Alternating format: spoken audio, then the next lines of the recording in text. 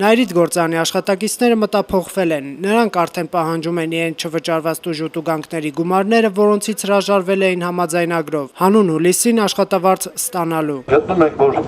այդ պայմանագիրը ապօրինի է,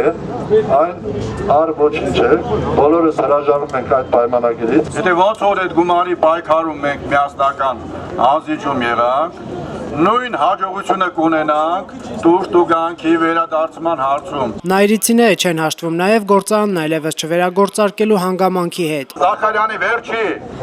խոսակցությունից ազգային ժողովում զգացվեց, որ նրանք միանշանակ գործարանը տանում են դեպի փակել։ Նրանք անհիմն են համարում համաշխարհային բանկի տված այն գնահատականը, ըստ որի գործարանի հետագա վերագործարկումն աննպատակահարմար է։ 3 աուդիտներ, որ կատարվել է Նայիրիդում, տվել է Նայիրիդի աշխատելու հնարավորությունները ամբողջությամբ։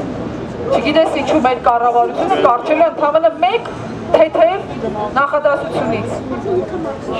Նպատակահարմար չէ Նայիրիդը վերագործարկել։ Կառավարության դիմաց բողոքի ակցիա են անցկացնում նաև մի խումբ նախկին օդաչուներ։ Նրանք պահանջում են կառավարությունից կատարել օրենքի պահանջը եւ փոխհատուցել աշխատանքի ընթացքում ձեռք բերած առողջական վնասի համար։ Մենք ողորմություն չենք խնդրում վարչապետից ու երկրից։ Մենք խնդրում ենք, որ այս երկրում օրենքները գործին։ Նրանք գումար չեն ստանում 2006 թվականից։